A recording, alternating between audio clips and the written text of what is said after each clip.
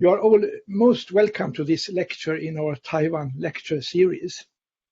Our first lecture, as some of you will remember in this series, by Professor Junjie Huang, dealt with the evolution of Taiwanese consciousness. Today, it is our great pleasure to welcome Dr. Man-houng Lin, who will also discuss Taiwanese consciousness. She will show how the changing images on money in Taiwan exemplify the Taiwanization of the Republic of China. Her topic is Money, Images and the State, the Taiwanization of the Republic of China from 1945 to 2000. Let me also say a few words to introduce Dr. Lin. Dr. Lin is a senior research fellow at the Institute of Modern History at Academia Sinica and also holds a professorship at the Department of History at National Taiwan Normal University. She was mostly educated in Taiwan but received her PhD in History and East Asian Languages from Harvard in 1989. Her main area of research focuses on treaty ports and modern China, native opium of late Qing China, currency crisis and early 19th century China, Taiwanese merchants' overseas economic networks during the period 1895 to 1945. Dr. Lin has published 4 books and about 80 papers in Chinese, English, Japanese, and Korean. Her book, China Upside Down, Currency, Society, and Ideologies, 1808 to 1856, which was published by Harvard University in 2006, links China's topsy-turvy change from the center of the East Asian order to its modern tragedy with the Latin American independence movement. With these words, it is my great pleasure to yield the floor to Dr. Lin, please. Thank you, Professor Lodén.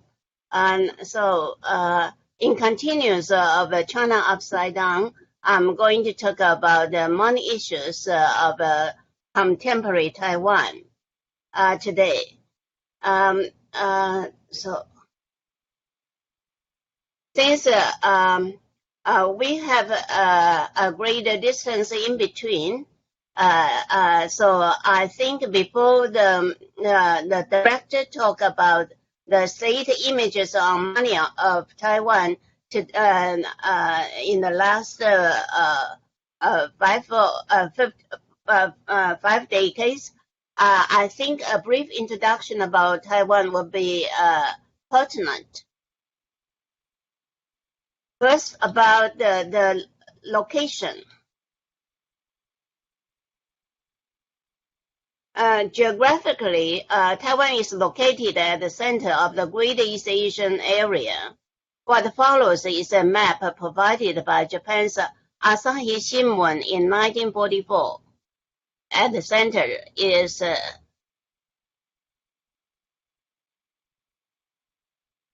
Taiwan is here, and all of this area is the Great East Asian area.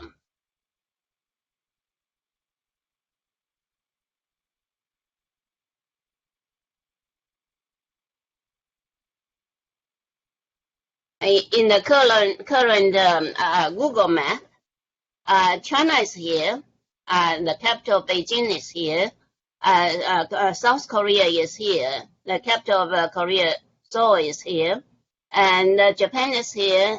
Oh, sorry, I needed to have. So this is Beijing, this is Seoul, and this is Tokyo, and this is Taipei, the capital of Republic of China on Taiwan.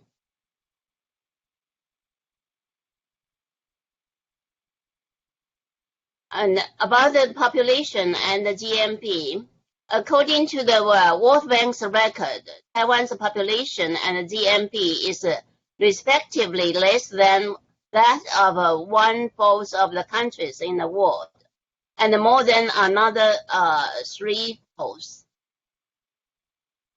Then about the passport, what follows, this is the passport that I hold. On our passport, there's a national title, Republic of China. And there's on our passport, there's the title of our nation, Republic of China, and there's a nickname, Taiwan.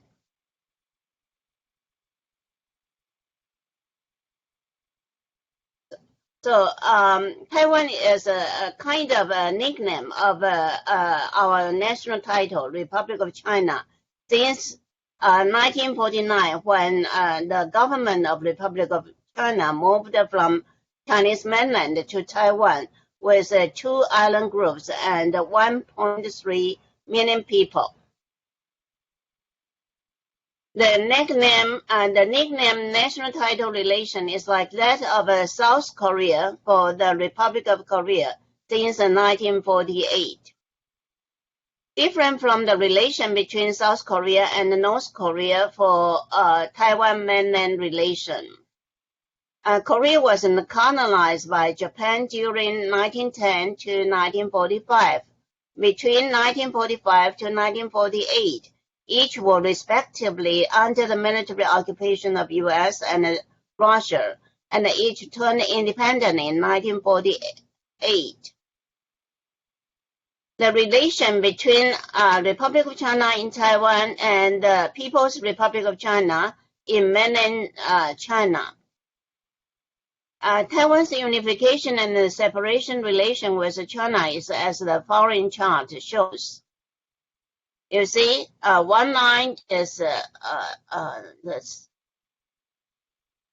One line is the Chinese mainland, another line is Taiwan. In Qing Dynasty, both the Chinese mainland and Taiwan were ruled by Qing China, but Taiwan had a shorter period. And in 1895, because Japan defeated Qing China, and for Qing China's security, Qing China ceded Taiwan to Japan, and then between 1895 to 1945, Taiwan was a territory of Japan. And at this time, after 1911, Republic of China replaced Qing China to rule over Chinese mainland. And in 1949, People's Republic of China, which has a nickname as China today, ruled over Chinese mainland, while Republic of China, which received Taiwan in 1945, and in 1949 moved its central government to Taiwan. And in 1952, following the Shimonoseki Treaty of 1895, there's a Taipei Treaty in 1952 for Japan to transfer Taiwan's sovereignty to Republic of China in Taiwan. So for this period, both Taiwan and Chinese mainland were ruled by Qing China. And for this period, for the Japanese colonial period or the Republican period in mainland China, Taiwan and the Chinese mainland were separated for their rulership.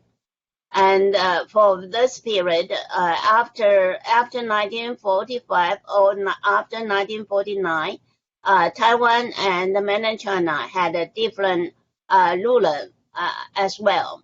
So this is the main situation.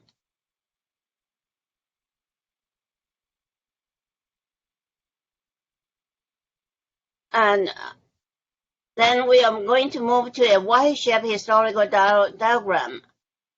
Different from Swedish history to shape like a vertical line, Taiwan history is shaped like a Y later. Its historical background could be traced back to Republic of China in Chinese mainland as well as Japan.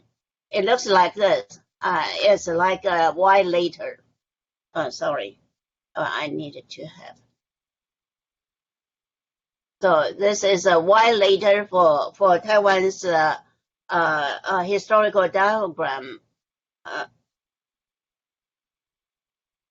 Before Japan, on the right-hand side of the white letter, if tracing back, there were Qing China, Koxinga regime, the Dutch VOC, and the Austronesian Aborigines, who moved to Taiwan about 8,000 years ago and formed spotty tribes on this island. And their flag. Today, this is the flag.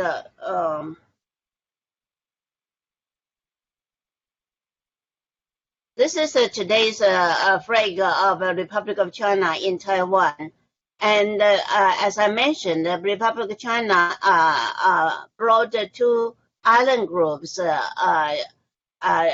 combine with Taiwan to constitute the present Republic of China as Jinmen and Manchu. Jinmen Manchu had a different flag from Taiwan, which had when Taiwan had a Japanese flag before 1945.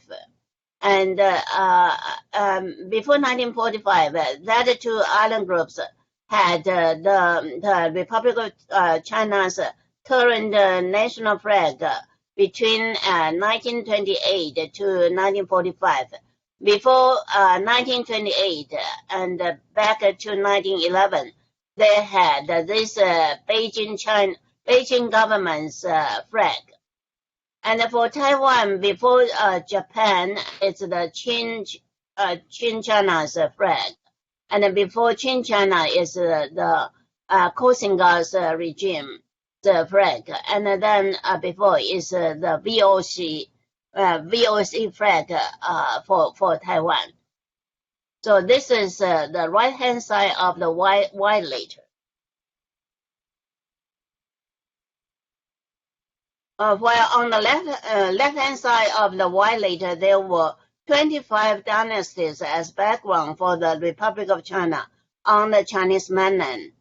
I have a colleague from Sweden. He told me that you have two dynasties in your one straight vertical historical line.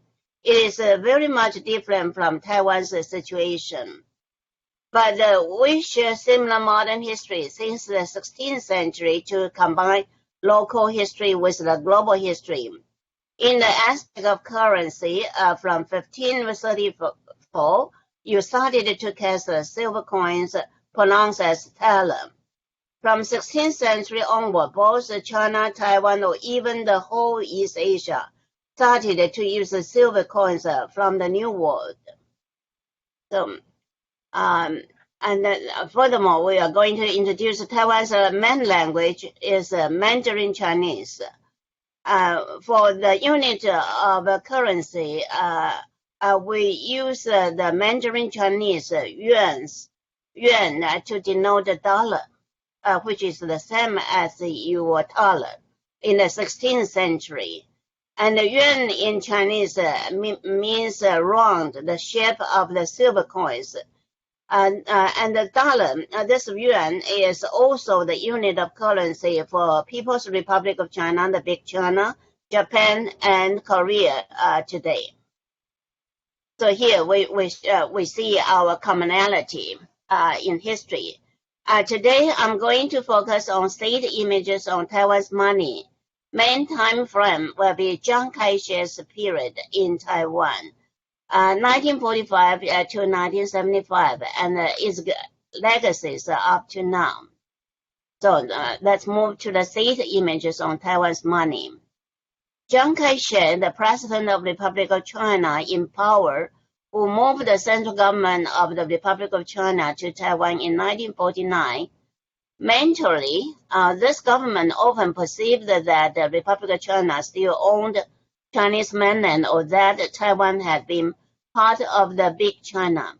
This is called Big China meta-geography.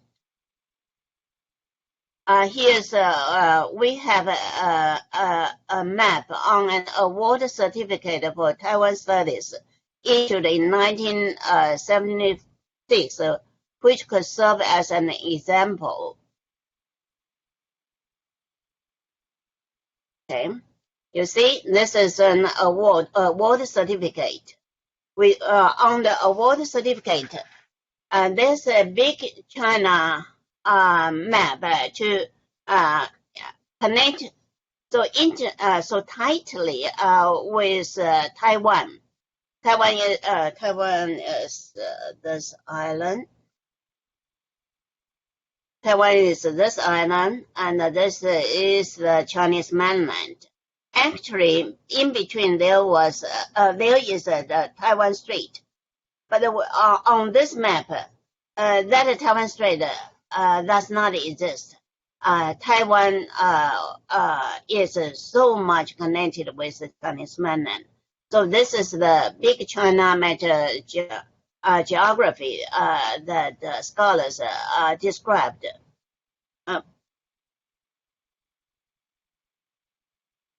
But today's talk will point out that if we look into the images on Taiwan's money, this stereotype view of Chiang Kai-shek's ideology does not stay.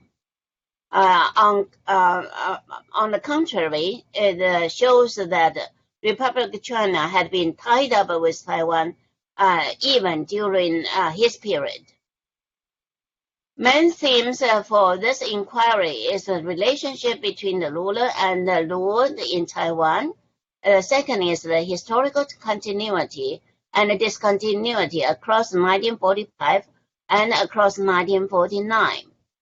Three is the ties between international history and the local history. For the related studies beforehand, we have some attention paid to the year 2000 version of Taiwan's money, which is also the current version. You see, this is the most circulated new Taiwan dollar 1,000 note used today.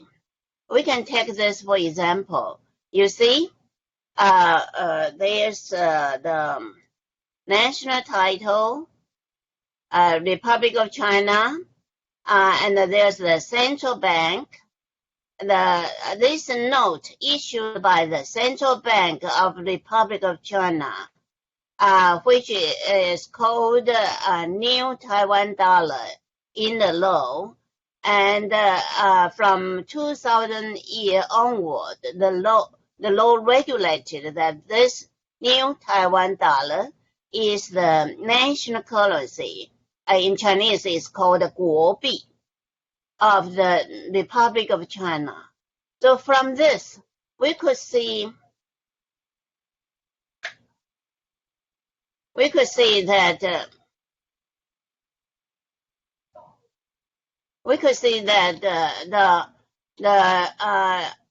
the Republic of China is fully integrated with Taiwan, since the national currency of the Republic of China is the new Taiwan dollar. So we could see that integration from this version, and the change for this comes from the initiation of the national representatives, mostly elected from Taiwan since 1992, as well as the mass media. So it is an outcome of Taiwan's domestic democracy. While in the Chiang Kai-shek period in Taiwan, the national level representatives were those elected from the various provinces of Chinese mainland and moved to Taiwan around 1949. This research reveals Republic of China's Taiwanization even in this period, but the development of this period was more influenced by international factors. I shall divide the period of 1945 to 1975 into two sub-periods to describe their development. The first, about the sub-period of 1945 to 1960. First, Sun Yat-sen's image and other Republic of China's symbols appeared on Taiwan's first Republic of China currency. You see,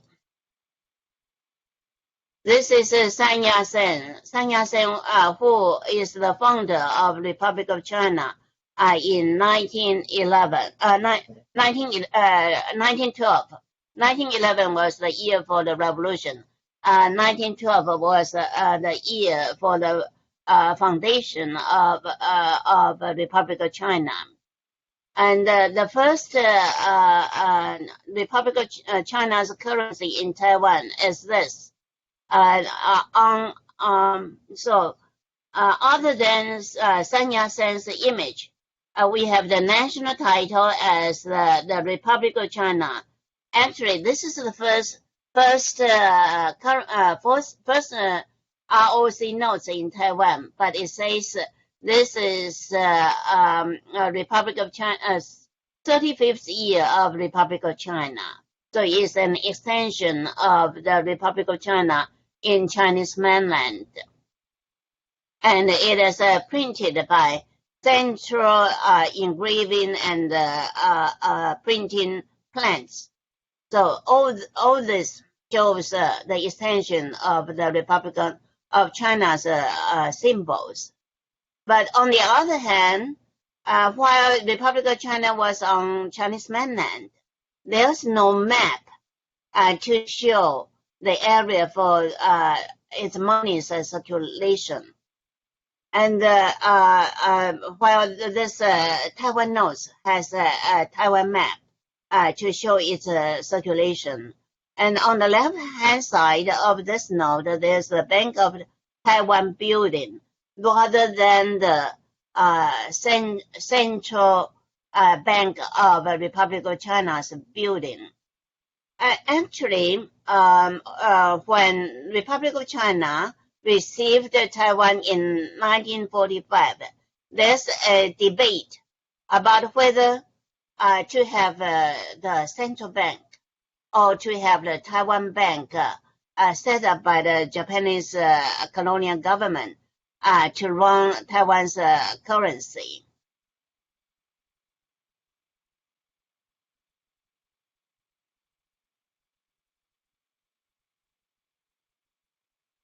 And then because the currency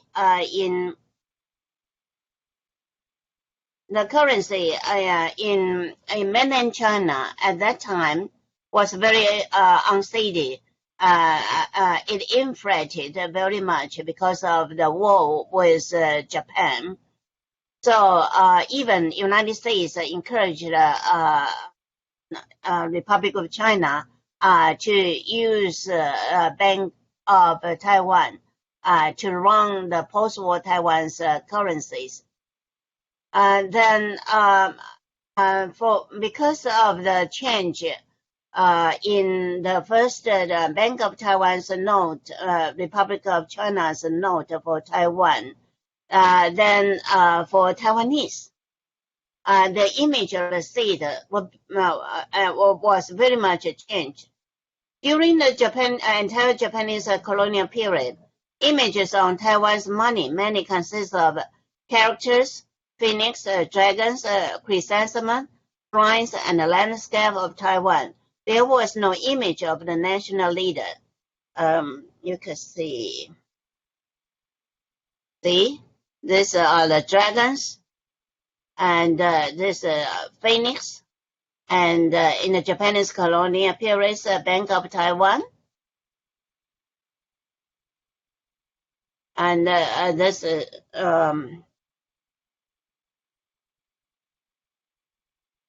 a shrines, and Taiwan's plants, and also the chrysanthemum. That's the logo, the family logo of the Japanese emblem. And also Taiwan's scenery, and that's for the notes. And for the coins, we could also see the chrysanthemum logo. The fact that after 1945, the image of Sun Yat-sen appeared in Taiwan's currency shows the enhancement of Taiwan's nation building through currency and the extension of ROC from Chinese mainland to Taiwan. But it continues to rely upon the Bank of Taiwan established by Japan in 1899 rather than the central bank in Chinese mainland to issue the Taiwan dollar. And it is called Bank of Taiwan rather than the Provincial Bank of Taiwan. It is called Bank of Taiwan. And the Bank of Taiwan was maintained and utilized as its commercial network over Taiwan to circulate and draw back currencies was very important. And then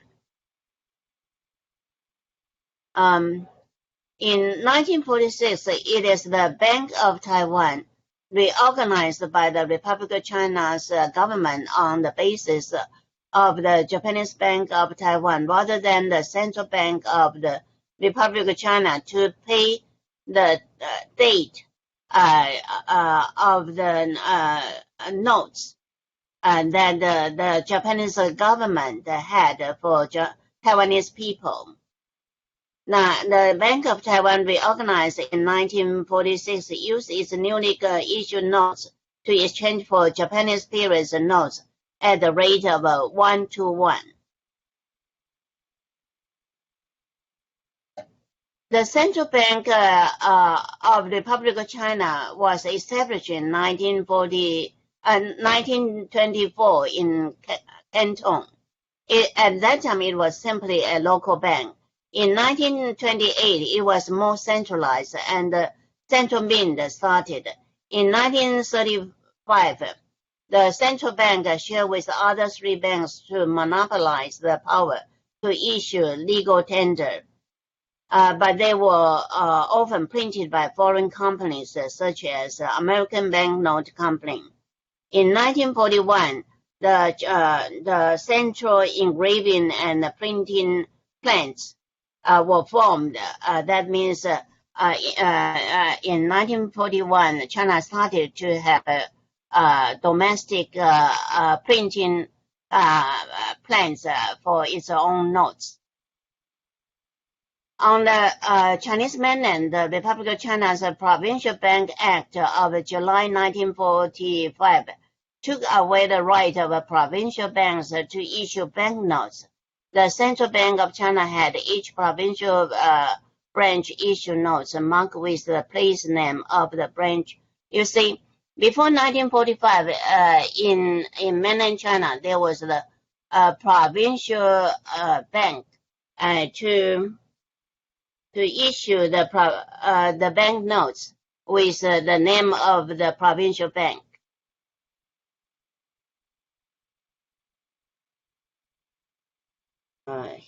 Here again. Then there's one change in 1945 to say you have to set up branches of the central bank in each province and issue the note.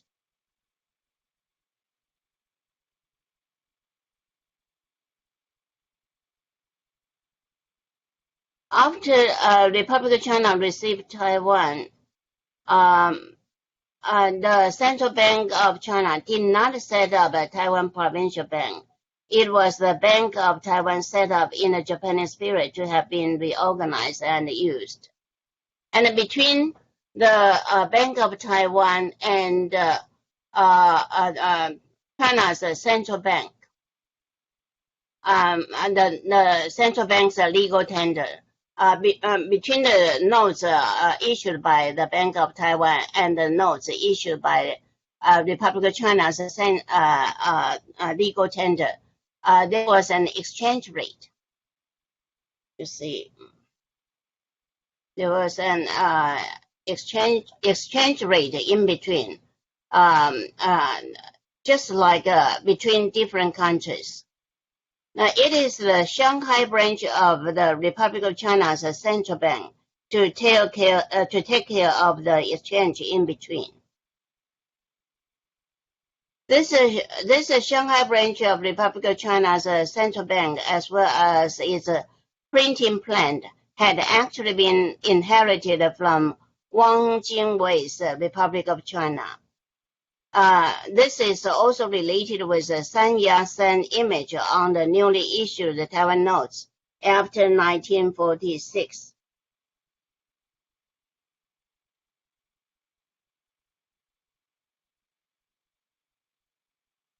If we compare the notes issued in Taiwan between 1946 and 1949, and that issued by the the notes issued in Chinese mainland, we could see some difference. On the Chinese mainland, there are images of both Sun Yat-sen and Chiang Kai-shek, while Taiwan had only Sun Yat-sen's image. You see, in Chinese mainland, there's Sun Yat-sen,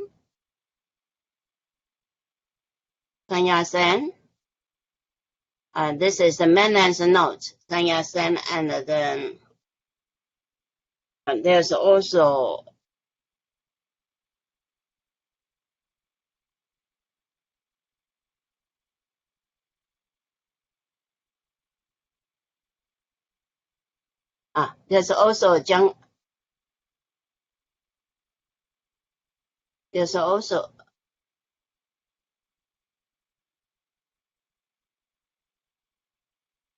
Chiang Kai-shek.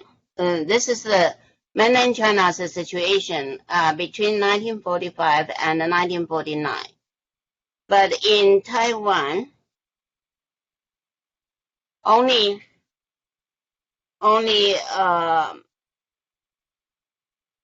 Sun Yat-sen's in Taiwan, only Sun Yat-sen's image appeared. If we trace back to Wang Jingwei. Wang Jingwei as the Republic of China was actually a puppet regime set up by Japanese government when Japan occupied the coastal area of China during the Second World War time period. And this Wang Jingwei, as he tried to be legitimate successor of Sun Yat-sen, so he has all his notes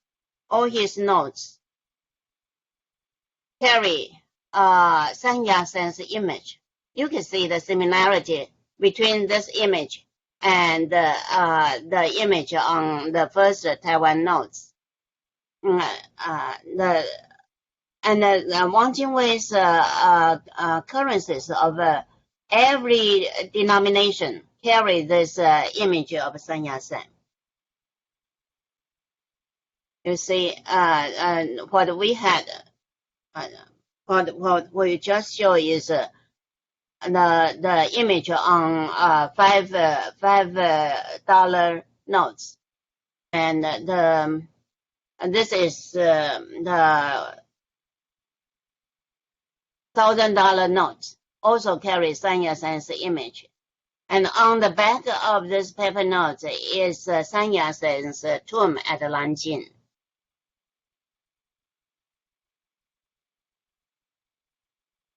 The heritage of note printing facilities. The reason is that not only the image of Sun Yat-sen, Wang Jingwei's regime, which was set up by Japanese government, has also influence on Taiwan's printing facilities after 1946. because even Taiwan started to use modern paper notes in the Japanese colonial period. But those notes was printed in Japan. In Taiwan itself, there's no printing facilities. So you see, here we could see.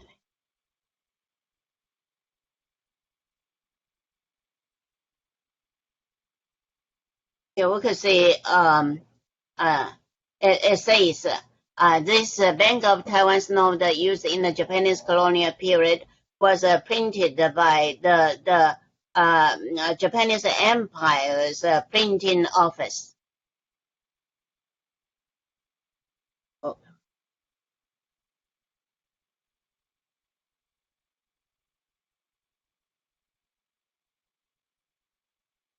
Yeah, 大日本帝国印刷局是一种is the printing office of the Great Japan's Empire's printing office. It's described here. So Taiwan itself did not have a printing office after Republic of China took over Taiwan from Japan in 1945. So when Taiwan started to print paper notes, Taiwan relied upon Wang Jingwei's note printing plants at Shanghai. And those plants were refined with U.S. aid and help printing Taiwan's notes. Afterwards, because that Shanghai printing office, you see, the first Taiwan notes has actually Shanghai in a simple character and in complicated character printed underneath the notes, which fully says that this note was printed at Shanghai, and the printing office at Shanghai itself, after 1945, because the Republic of China at Chongqing, after the victory of the war, they moved back to Nanjing. They were very busy for the reconstruction work, and they needed a lot of notes, a lot of currencies.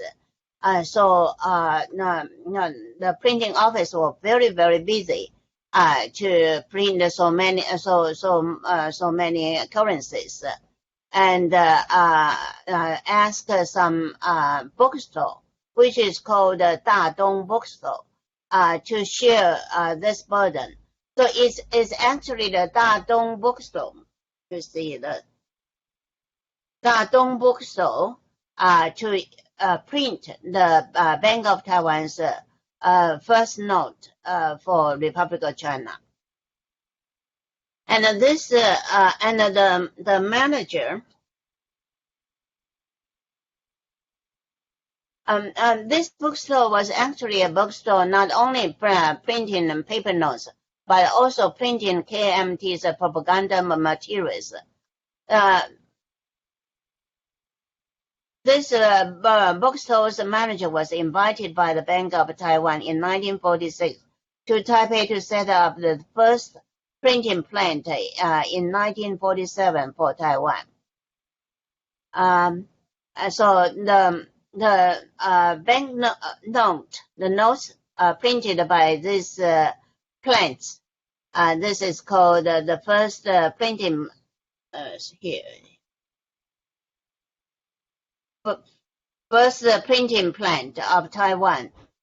You see the images are almost the same as that printed at Shanghai.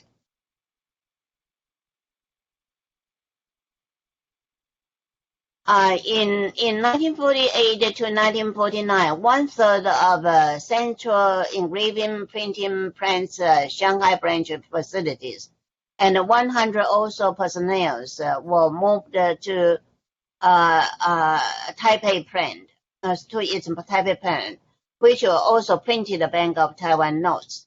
So at this time, there's the first printing plant and Taiwan, the printing plants of Taiwan, and then the Central Engraving printing plant. There are 3 printing plants by 1949. And changes in 1949 to 1960. Before the central government of the Republic of China moved into Taiwan in December 1949, Taiwan dollar changed to be called New Taiwan dollar. In June, the central government moved in December. But before that, in June, there's already a monetary reform led by Taiwan provincial government. There's no provincial bank, but there's the Taiwan provincial government after 1947. And that monetary reform will be related to a great change in the note image between note image after 1949. The great change is the denominations turned smaller. Other than the change from horizontal to vertical, the 1945 to 1949 denomination has all this denomination and with 10,000 as the highest. The new Taiwan dollar just had $1, $5, and $10. You can see the denominations turn smaller. You see 10,000. This is 10,000 dollar old Taiwan dollar. 10,000. You can see that 10,000. And in the new Taiwan dollar, it's just $10 from $10,000 to $10 in the denomination. What happened? Because in between, and there you see the $10. $10 is the new Taiwan dollar. Then about what happened?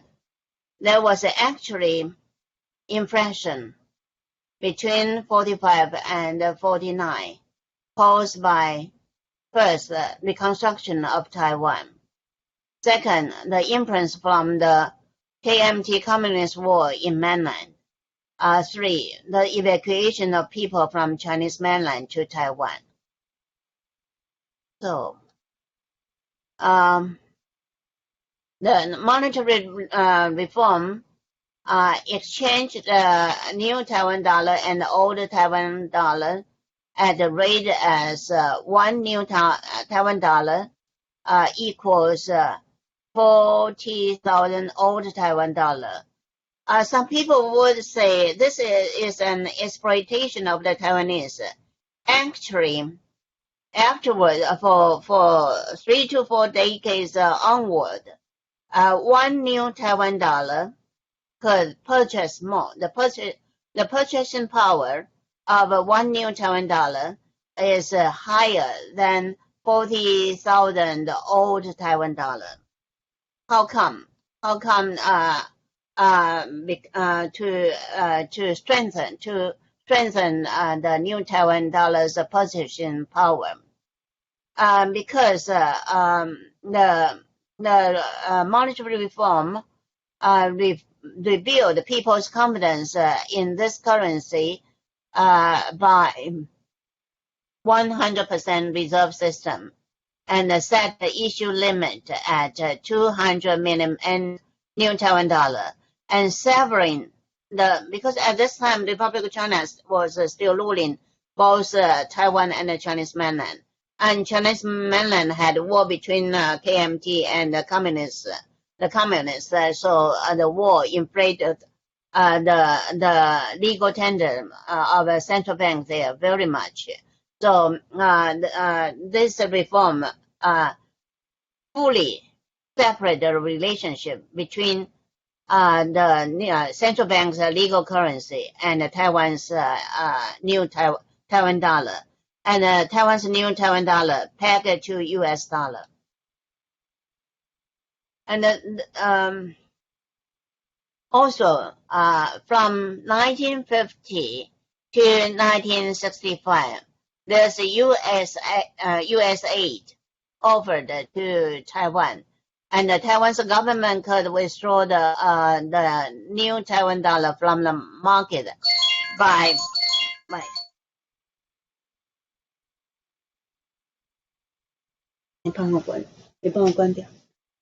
selling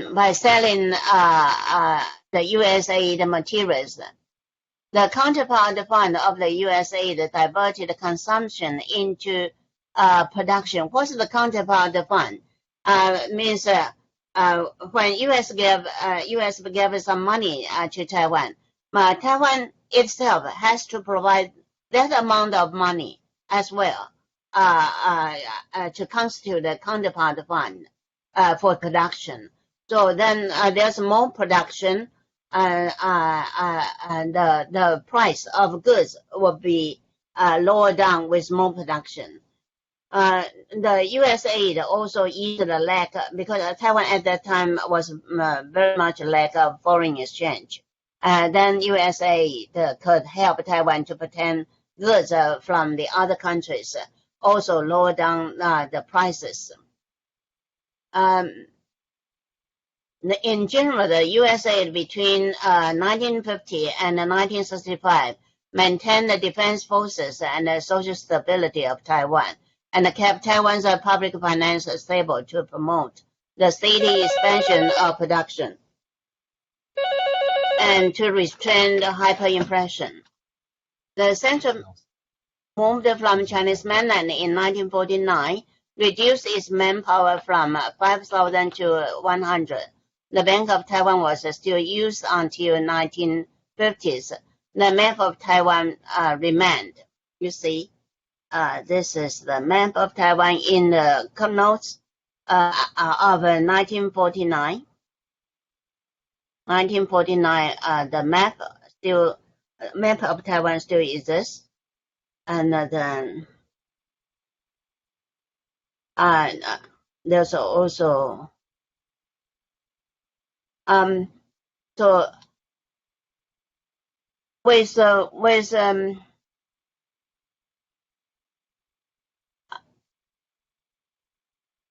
all this 1945 and 1949's monetary policies, Taiwan's currencies were very much unified in contrast with the Chinese past.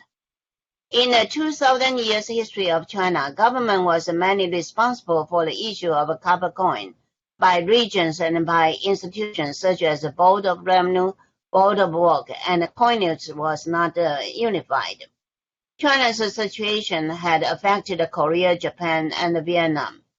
You see,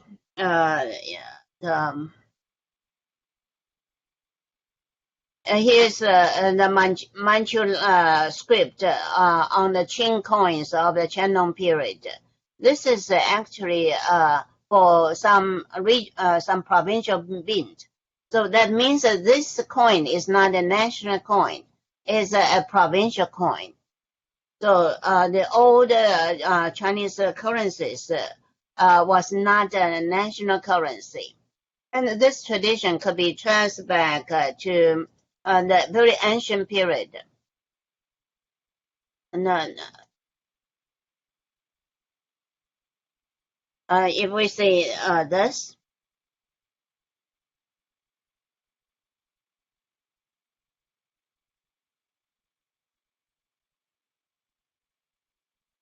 This is for about 8th century BC. This represents the currencies currencies shaped like a shovel used in the northwest area of China, not for the other area. So this localized circulation of currencies in traditional China started very early and extended to what we just described, the Qin dynasty. So this is an old tradition, and for Taiwan's unified currency, it's a great difference. And this tradition, here we have some example for Korean situation. Here's for the Qin coin, Qin China's coins, we could see this early Qin China. This is a currency used by Zhejiang, and this is the coins used by the Board of Work. This is the coins used by the Board of Revenue. And then for Vietnam, this is the coin used for southern mountain area. So this is a situation for traditional East Asia. The coins were just used for some particular regions or particular institutes. For China, for Vietnam, or even for Korea, and for Japan. Here we have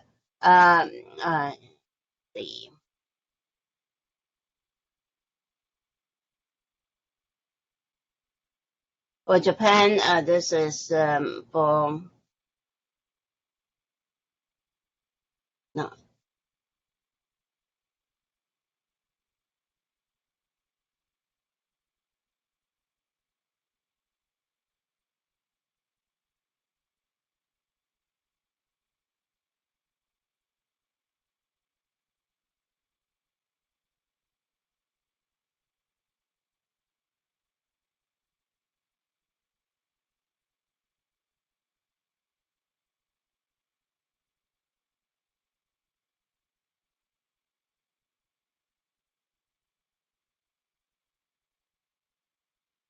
For Japan, you can see this is the currency used by Sendai. That means the northeastern area of Japan. And for the Korean coins, you can see this is the coin used by the Board of Revenue. And this is the coin used by some specific granary. So this is the East Asian tradition.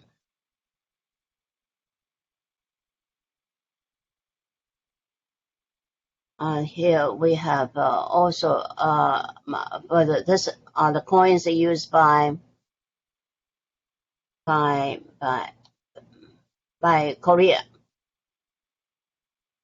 and that's for the situation in the traditional period. After the Republic of China was established in 1912 in Chinese mainland. Even the government tried to centralize the currency system, but there were still currencies issued by foreign banks and other local regimes, and even the Qin dynasties or the older dynasties' currencies circulated concurrently with the new currencies. And the notes, even the notes, as we mentioned, it's printed by foreign companies. You see this printing.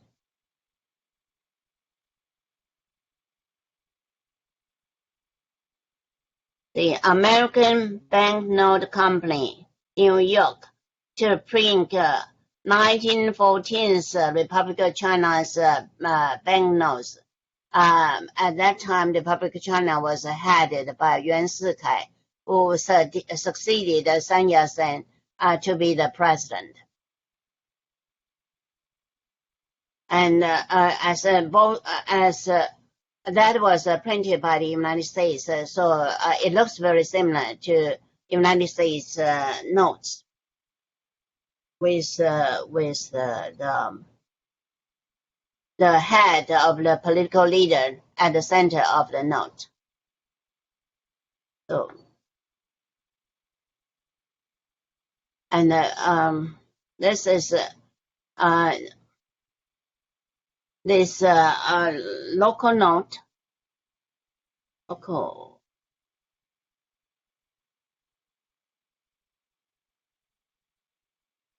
This local note issued at Guangdong province also was printed by American Banknote Company, as this characters shows. So,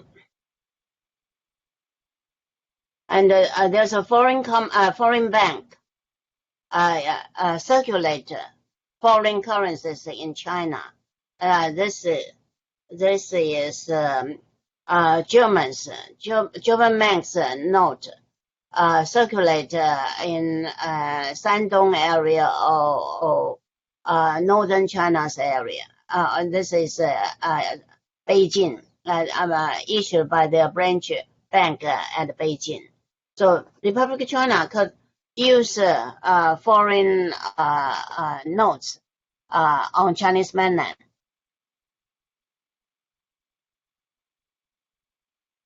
And here says the printing companies of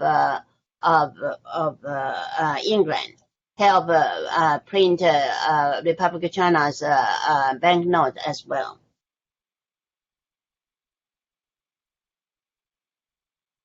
And even Bank of Taiwan, under Japanese colonial rule, issued banknotes at Xiamen and Guangdong. This is a Guangdong note. You see, it's a Bank of Taiwan. Bank of Taiwan issued notes at Guangdong while Taiwan was under the rule of Japan. And this bank was set up by Taiwanese merchants.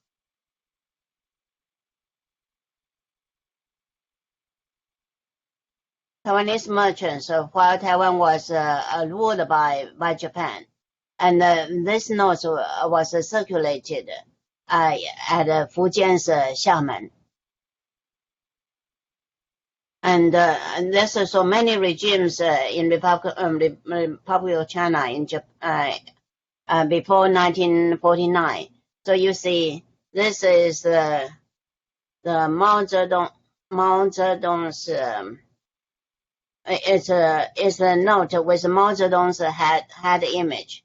Mao Zedong's image in already 1948. So. Before 1949, China's currency was very much divided, while Taiwan had unified money images.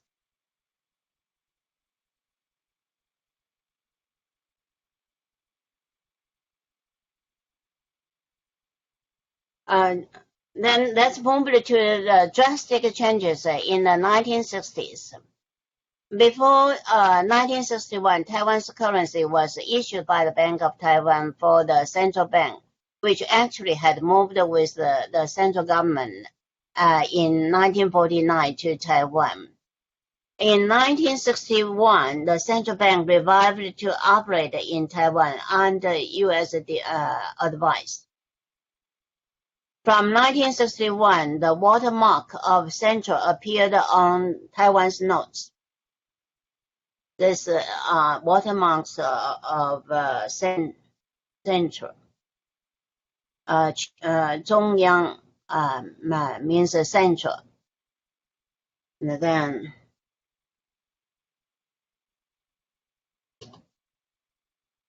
before 1960, Taiwan's notes were printed by the printing office of the Bank of Taiwan. Since 1961, all the three printing offices we had mentioned were unified by Central Engraving Printing Plant. Then, secondly, the image of Presidential Office of the Republic of China in Taiwan showed up in 1961 to replace the image of the Bank of Taiwan, used since 1945. The building used to be the office of the Japanese Governor General in Taiwan. The Presidential Office of the Republic of China in mainland's Nanjing never shows in Taiwan's currency. From 1961, the notes turned back to be horizontal. So here's the 1961's notes, and you see the year is this is the year 1961, and then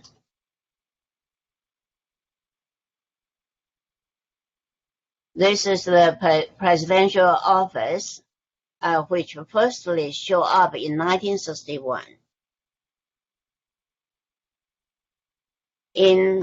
Certainly, in 1969, the national title, 中华民国, was printed directly on the paper notes in bigger character than that of the Bank of Taiwan, Taiwan Yinhang. Here's the 中华民国.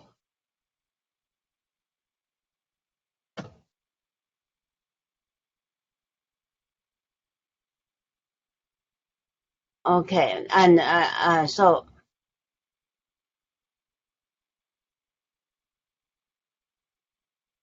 and then plum flower was set by the government in 1964 as the national flower. In mainland China's period, there's KMT's logos to be seen on the coins. Never was KMT logo show up in Taiwan's currency. Everywhere, the plum flower. The plum flower even was hidden in the blind people's point to touch it to know the amount of the currency. Fifth is the Zhongshan Building, show up in 1969. Here's the Zhongshan Building. Zhongshan Building. Zhongshan Building is this one. Zhongshan Building. It's the place for memorizing Sun Yat-sen's traits on traditional Chinese culture, and Sun Yat-sen's introduction of a Western political system into China. So, and that's the place for Republic of China's National Assembly to elect the president according to the Constitution. Why so much changes in 1960s to have the central bank operate instead of the Bank of Taiwan? Actually, the Bank of Taiwan was only a commercial bank. The U.S. would like the reoperation of the central bank to control the money supply through the adjustment of the interest rate, so as to stabilize Taiwan's economy, to facilitate the investment of U.S. To replace U.S. aid. There's some linkage in between. And concluding remarks, the changes we have described from 1945 to 1975 actually remains in the later periods. For example, see, this is 1980s notes. Before 1975, as we explained, Chiang Kai-shek's image did not appear because of the technology, the Wang Jingwei's printing technologies reason. Chiang Kai-shek's image did not appear. But after he died in 1975, Chiang Kai-shek's image appeared in 1980. And there are many plum flowers in this 1980s notes as well. And then in the current year 2000's notes, we could see the smiling Sun Yat-sen at the denomination of 100 NT dollar. And Chiang Kai-shek's smiling face on the $200 banknotes of the current version. And the Zhongshan building also remains at the back of the $100 note. This is the Zhongshan building. And in the Republican China's centennial coins, you could see on the front is a Sun Yat-sen's image. On the back is a $10. And then within the digit of 0, you could see Taiwan if you slanted to the left. And if you slanted to the right, you could see the plum flower. And on the top, there's the national prosperity and the people's security written on the Chinese traditional scrolls. So we could see all those features, traditional culture and Taiwan and the Republic of China, the tied up of all these key elements, key words, Chinese tradition, Republic of China, and Taiwan. All these 3 keywords were integrated together to constitute a culture China and a democratic China, whose title is the Republic of China, and this Republic of China exists in Taiwan.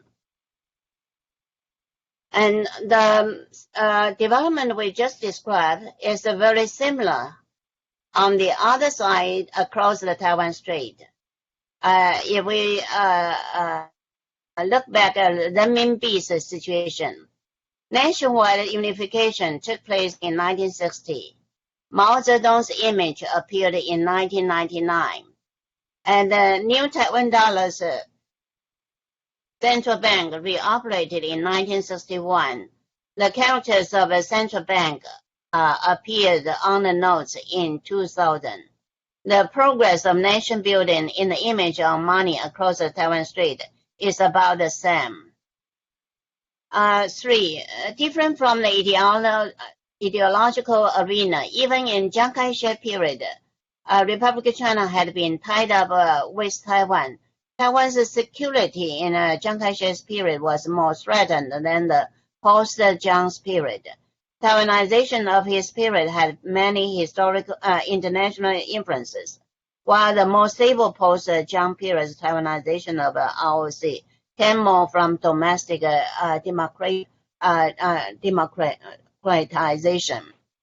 Both in year 2000 version, Sun Yat-sen and Chiang Kai-shek's image were put in lower denomination than the learning kids or the baseball players for the World Cups. All these Taiwanization images of the Republic of China fully conveys what Sun Yat-sen said about the meaning of this republic. Of the people, by the people, and for the people, yawned by Abraham Lincoln. You see, the most circulated anti-1000 note is Taiwan's pupils look up Taiwan in the globe. At the top of the various denomination, and the 500 notes is the baseball players win in the international competition. And Sun Yat-sen's reference to Lincoln, this is what the American language says 民国, the republic, is a people's country, and that country was set up for the people. And that country was ruled by the people. First, continuity and discontinuity across 1945 and 1949. Monetary unification was a break with China before 1949 under Japanese influence. Even the use of the central bank's presidential stamp rather than signature. In the U.S. greenback, you will see the Federal Reserve Bank's president's signature. But on Taiwan's note, you will not see the bank's president's signature, but the bank president's position stamp. That's under the Japanese influence, as Japan got rid of this Western signature while Japan had war with the Allied powers. So we could see the discontinuity and continuity across 1949 and across 1945. And then I'm afraid we're running out of time, Professor Lin. So could you? Yeah. So we could end here. Actually, we have say what we would like to say. Thank you very much. Welcome your questions. Thank you, Professor Lin. You have given us a very interesting lecture. You have offered a descriptive analysis of the evolution of the currency on Taiwan, and you have done so against the background of Taiwan's general historical development, and that makes your lecture very illuminating. We will upload this on the net so that our students can watch it afterwards. Unification obviously has been one main theme of one major aspect of the Taiwanization of the currency. To begin with, and really it seems to me up until even after the death of Chiang Kai-shek, the currency has been used as a means to reinforce the notion that the government of Taiwan is really the government of all of China. Nationalism was emphasized very much. I suppose in recent years this has changed. We have, as I said, very little time left. I have one detailed question that I would like to ask you. You mentioned at the outset the Aborigines in Taiwan. You know, Sweden also has Aborigines, the Sami people and in recent years they have been quite active in trying to reclaim their rights. And I think there are similar tendencies in Taiwan, but has it ever been suggested that Taiwanese money, that the money on Taiwan should contain symbols or images that refer to the Aborigines? Okay, we have two questions, right? Whether there's some recent change for the image of Republic of China. And the second question is whether there's Aborigines images. Yes. For the second question, up to now we have only one Aborigines hero against Japan, Monaluda, who appeared on some commemorative coins. I don't have it here, but it's only a commemorative coins. Of course, the commemorative coins also circulated, like the centennial coin we just described. So that's the only example up to now. And for the recent change, actually, we have a government right now ruled by a Democratic Progressive Party. And actually, at the very beginning, this party would like to get rid of the symbols of the Republic of China so much. But actually, Republic of China, for me, it changed its effective area of control. If we look at the treaty, at the very beginning, I mentioned in 1952, there's a Taipei Treaty to transfer the Taiwan's sovereignty that Qing China transferred to Japan in 1895's Shimonoseki Treaty. And in the Taipei Treaty, it says very clearly that the 1952 Taipei Treaty applies only to the area under effective control of the Republic of China. So in that legal sense, that treaty was actually registered in the United Nations. So in that legal sense, I would think there's no need, not only no need, it's not allowed to change the national title. That's my own understanding. Yes, thank you very much. I'm afraid, as I said, that we are running out of time. We may have time for one brief question from the audience. Is there a question?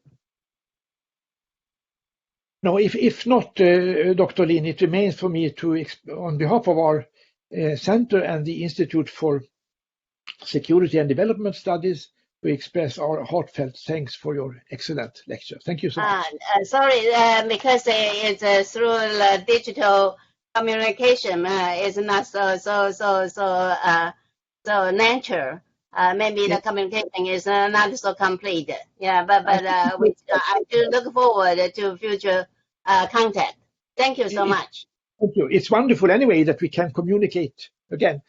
We'll keep in touch, Dr. Lin. Thank you so much again. Thank you. Bye.